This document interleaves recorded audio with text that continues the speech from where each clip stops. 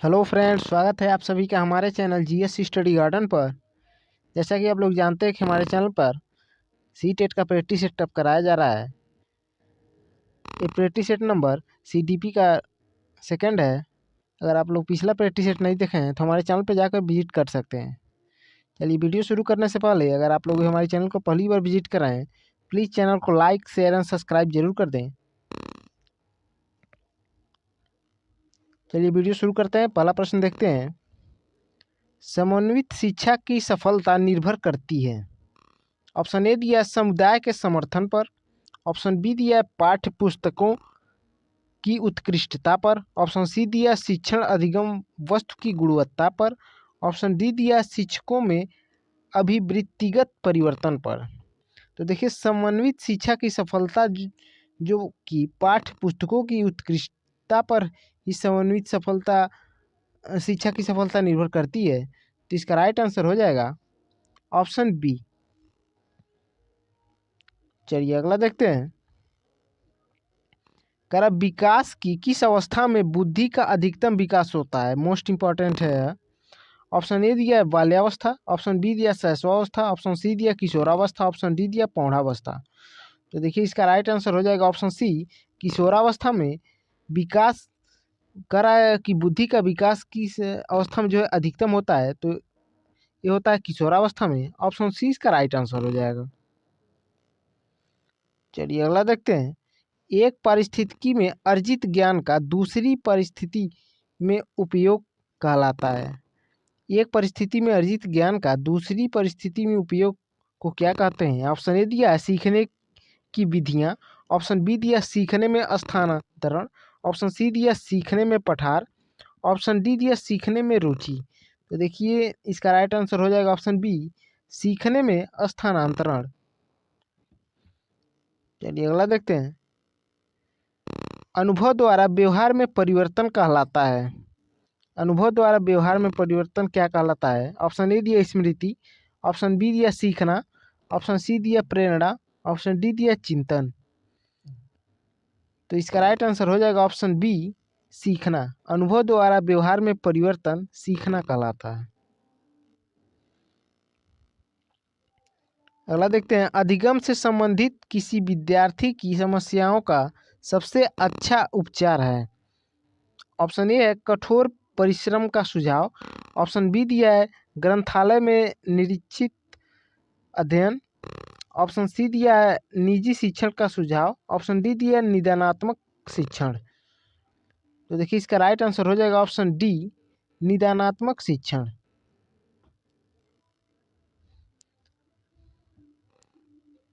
चलिए अगला देखते हैं। शिशु का अधिकांश व्यवहार आधारित होता है। शिशु का अधिकांश व्यवहार किस पर आधारित होता है? ऑप्शन ए दिया मूल प्रवृत्ति पर। ऑप्शन बी दिया नैतिकता पर। ऑप्शन सी दिया वास्तविकता पर। ऑप्शन डी है ध्यान पर। देखिए, शिशु का अधिकांश व्यवहार मूल प्रवृत्तियों पर आधारित होता है, तो इसका राइट आंसर हो जाएगा ऑप्शन ए। चलिए अगला देखते हैं। अंतर्दृष्टि, जिसको कहते हैं सूझ, द्वारा सीखने के सिद्धांत में कोहलर ने प्रयोग किया था। काफ़ी इजी है, तो इसका राइट आंसर हो जाएगा ऑप्शन बी, वन मानुषों पर। चलिए अगला देखते हैं। देखिए, कोहलर ने अपने प्रयोग जो की उसके वनमानुष का जो नाम था, सुल्तान नामक वनमानुष था, उस पर प्रयोग किया था। और कोहलर एक गेस्टाल्टवादी मनोवैज्ञानिक हैं, ये भी आप लोग याद रखिएगा। चलिए अगला देखते हैं। लेव वाइगोत्स्की के समाज संरचना सिद्धांत में दृढ़ विश्वास रखने वाले शिक्षक के नाते आप अपने बच्चों के आकलन के लिए निम्नलिखित में से किस विधि को वरीयता देंगे? देखिए, वाइगोत्स्की से संबंधित क्वेश्चन हमेशा सीटेट एग्जाम में 2 से 4 क्वेश्चन आ जाते हैं, इसको आप लोग अच्छे से रट लीजिएगा। ऑप्शन ए दिया है सहयोगी प्रोजेक्ट। ऑप्शन बी दिया है मानकीकृत परीक्षण। अगला ऑप्शन देख लेते हैं। ऑप्शन सी दिया तथ्यों पर आधारित प्रत्यास्मरण के प्रश्न। ऑप्शन डी दिया वस्तुपरक बहुविकल्पीय प्रकार के प्रश्न। तो देखिए, सी और डी नहीं होगा। वाइगोत्स्की से संबंधित जो है वो है सहयोगी प्रोजेक्ट। इसका राइट आंसर हो जाएगा ऑप्शन ए। चलिए अगला देखते हैं। कह रहा है मनोविज्ञान का शिक्षा के क्षेत्र में सबसे बड़ा योगदान है। मनोविज्ञान का शिक्षा के क्षेत्र में किस क्षेत्र में जो है सबसे बड़ा योगदान है? ऑप्शन ए दिया विषय केंद्रित शिक्षा, ऑप्शन बी दिया है शिक्षक केंद्रित शिक्षा, ऑप्शन सी दिया क्रिया केंद्रित शिक्षा, ऑप्शन डी दिया बाल केंद्रित शिक्षा। तो देखिए बाल केंद्रित शिक्षा मनोविज्ञान का शिक्षा के क्षेत्र में सबसे बड़ा योगदान है। ऑप्शन डी इसका राइट आंसर हो जाएगा। अगला देखते हैं, विशेष आवश्यकता वाले बच्चों को शामिल करना क्या है? ऑप्शन ए दिया है एक काल्पनिक लक्ष्य है, ऑप्शन बी दिया है जिनमें अक्षमता न हो उन बच्चों के लिए हानिकारक है, ऑप्शन सी है विद्यालयों पर भार बढ़ा देगा, ऑप्शन डी दिया है शिक्षण के प्रति दृष्टिकोण विषय वस्तु और धारणा परिवर्तन की अपेक्षा रखता है। तो देखिए विशेष आवश्यकता वाले बच्चों को शामिल करना शिक्षण के प्रति दृष्टिकोण विषय वस्तु और धारणा परिवर्तन की अपेक्षा रखता है। ऑप्शन डी इसका राइट आंसर हो जाएगा। अगला देखते हैं, भाषा विकास के लिए सबसे संवेदनशील समय निम्नलिखित में से कौन सा है? ऑप्शन ए दिया है जन्म पूर्व समय, ऑप्शन बी दिया है मध्य बचपन का समय, ऑप्शन सी दिया है वयस्कावस्था का समय, ऑप्शन डी दिया है प्रारंभिक बचपन का समय। तो देखिए भाषा विकास के लिए सबसे संवेदनशील समय जो होता है वो होता है प्रारंभिक बचपन का समय, जो कि जीन पियाजे के अनुसार भाषा विकास के लिए संवेदनशील समय इसी को माना गया है। ऑप्शन डी इसका राइट आंसर हो जाएगा।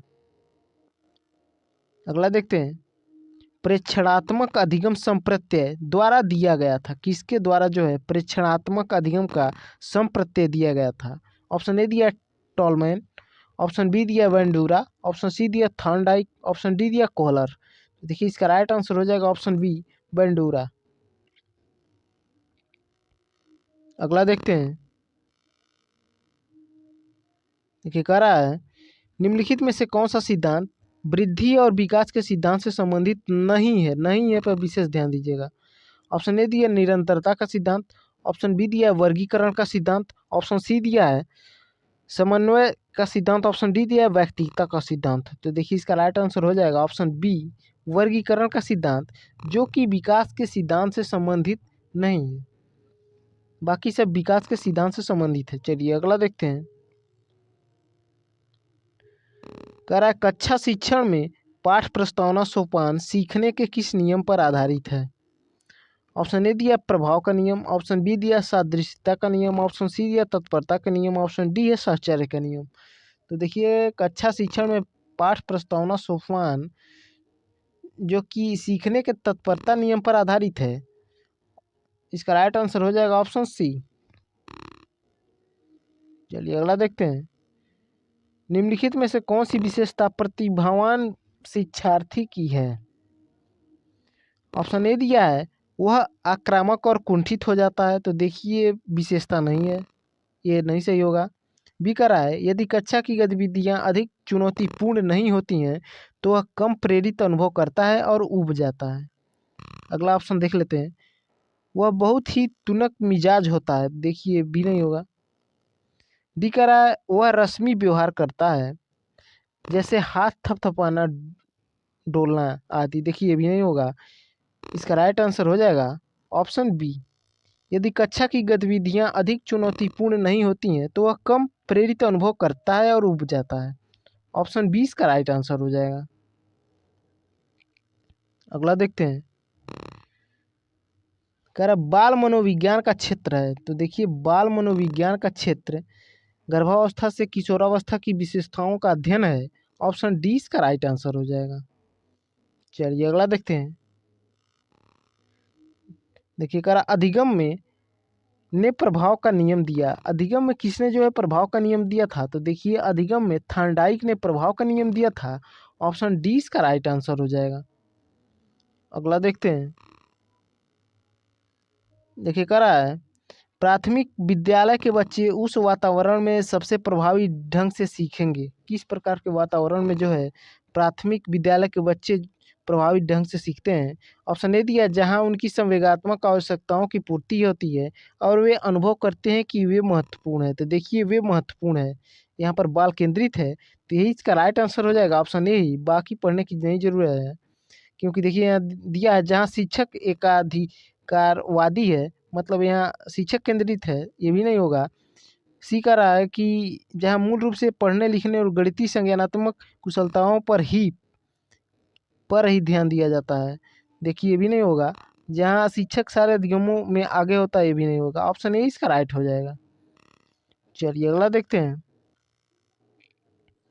कह रहा है बच्चों के बारे में निम्नलिखित कथनों में से कौन से सही हैं। ऑप्शन ए दिया बच्चे जानकारी के निष्क्रिय प्राप्त करता है। ऑप्शन बी दी देखिए आप कौन सा कथन देखिए कह रहा है सही है, ऑप्शन नहीं है। बच्चों के बारे में निम्नलिखित कथनों में से कौन से सही हैं, इसमें बताना है। तो देखिए इसमें जो सही है, बच्चे समस्या समाधान करता है और बच्चे वैज्ञानिक शोधकर्ता हैं तथा बच्चे पर्यावरण के सक्रिय अन्वेषक हैं। बच्चे जानकारी के निष्क्रिय प्राप्तकर्ता नहीं होते हैं। 2 3 4 ऑप्शन हो जाएगा आपका बी, राइट हो जाएगा। चलिए अगला देखते हैं। कह रहा है वो अवस्था जो कि माता के 21वें गुणसूत्र जोड़े के अलग न हो पाने के कारण होती है कहलाती है। तो देखिए इसको कहते हैं डाउन सिंड्रोम्स। ऑप्शन ए इसका राइट आंसर हो जाएगा। अगला देखते हैं। देखिए कह रहा है कोहलबर्ग के अनुसार किस अवस्था में नैतिकता बाह्य कारकों द्वारा निर्धारित होती है। ऑप्शन ए दिया पूर्व पारंपरिक अवस्था, ऑप्शन बी दिया पारंपरिक अवस्था, ऑप्शन सी दिया पश्चात पारंपरिक अवस्था, ऑप्शन डी दिया उपरोक्त में से कोई नहीं। तो देखिए कोहलबर्ग से संबंधित प्रश्न है, इसका राइट आंसर हो जाएगा ऑप्शन ए पूर्व पारंपरिक अवस्था। चलिए अगला देखते हैं। देखिए कह रहा है निम्नलिखित में से कौन सा एक सही क्रम है। तो देखिए इसमें जो सही क्रम हो जाएगा आपका डी हो जाएगा, अंडाणु शुक्राणु युग्मनज ब्लास्टोसिस्ट। चलिए अगला देखते हैं। करा एक 6 वर्ष की लड़की खेलकूद में असाधारण योग्यता का प्रदर्शन करती है। उसके माता पिता दोनों खिलाड़ी हैं, उसे नित्य प्रशिक्षण प्राप्त करने भेजते हैं और सप्ताहांत में उसे प्रशिक्षण देते हैं। बहुत संभव है कि उसकी क्षमताएं निम्नलिखित दोनों के बीच परस्पर प्रतिक्रिया का परिणाम होंगी। ऑप्शन ए दिया है आनुवंशिकता और पर्यावरण, ऑप्शन बी दिया है वृद्धि और विकास, ऑप्शन सी दिया है स्वास्थ्य और प्रशिक्षण, ऑप्शन डी दिया अनुशासन और पौष्टिकता। तो देखिए इसका राइट आंसर हो जाएगा, ऑप्शन ए आनुवंशिकता और पर्यावरण। चलिए अगला देखते हैं।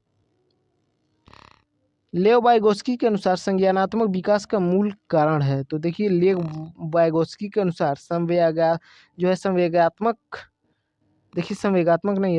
संज्ञानात्मक विकास का मूल कारण जो है वो हो जाएगा सामाजिक अन्योन्य क्रिया। ऑप्शन बी इसका राइट आंसर हो जाएगा। अगला देखते हैं। देखिए इंपॉर्टेंट है, जीन पियाजे के अनुसार अधिगम के लिए निम्नलिखित में से क्या आवश्यक है। तो देखिए जीन पियाजे के अनुसार अधिगम के लिए शिक्षार्थियों के द्वारा पर्यावरण की सक्रिय खोजबीन, इसका राइट आंसर हो जाएगा ऑप्शन ए। चलिए अगला देखते हैं। करा व्यवहारवादी ने कहा है मुझे नवजात शिशु दे दो, मैं उसे डॉक्टर वकील चोर या जो कहो बना सकता हूँ। तो देखिए इस जो कहा गया है ये कहा गया है वाटसन द्वारा, ऑप्शन सी इसका राइट आंसर हो जाएगा। अगला देखते हैं। देखिए करा जीन पियाजे के अनुसार प्रारूप, जिसको स्कीमा कहते हैं, निर्माण वर्तमान योजनाओं के अनुरूप बनाने हेतु नवीन जानकारी में संशोधन और नवीन जानकारी के आधार पर पुरानी योजनाओं में संशोधन के परिणाम के रूप में घटित होती है। इन दो प्रक्रियाओं को जाना जाता है। तो देखिए इन दो प्रक्रियाओं को जाना जाता है वो समावेशन और समायोजन के रूप में। ऑप्शन डी इसका राइट आंसर हो जाएगा, कई बार सीटेट एग्जाम में आ चुका है, इंपॉर्टेंट है। चलिए अगला देखते हैं। वह मापनी जिसमें अंतराल मापनी के समस्त गुण के साथ परम शून्य भी हो कहलाती है। तो देखिए परम शून्य भी होता है उस मापनी को अनुपात मापनी कहा जाता है। ऑप्शन डी इसका राइट आंसर हो जाएगा। अगला देखते हैं। फ्रायड के अनुसार, तो देखिए फ्रायड के अनुसार विस्मरण वह प्रवृत्ति है जिसके द्वारा दुखद अनुभवों की स्मृति से अलग कर दिया जाता है। ऑप्शन सी इसका राइट आंसर हो जाएगा। चलिए अगला देखते हैं। इस प्रैक्टिस सेट का लास्ट क्वेश्चन है, आप लोगों को वीडियो अच्छा लगा हो तो लाइक कर दीजिएगा। अगर आप लोग अभी तक हमारे चैनल को सब्सक्राइब नहीं किए हैं तो प्लीज़ चैनल को सब्सक्राइब कर लीजिएगा, क्योंकि आप लोगों के लिए डेली हमारे चैनल पर सी-टेट का प्रैक्टिस सेट कराया जाएगा। डेली आप लोग हमारे चैनल को विजिट करते रहिए। देखिए कह रहा है, प्रतिभाशाली बच्चों के लिए सबसे अच्छे शैक्षिक कार्यक्रम वे होते हैं जो, तो देखिए वे होते हैं जिन उनके चिंतन को प्रेरित करें या फिर प्रेरित कर उन्हें विविध विचारों में व्यस्त रखने के अवसर देते हैं। तो इसका राइट आंसर हो जाएगा ऑप्शन डी। वीडियो देखने के लिए आप लोगों का बहुत बहुत धन्यवाद।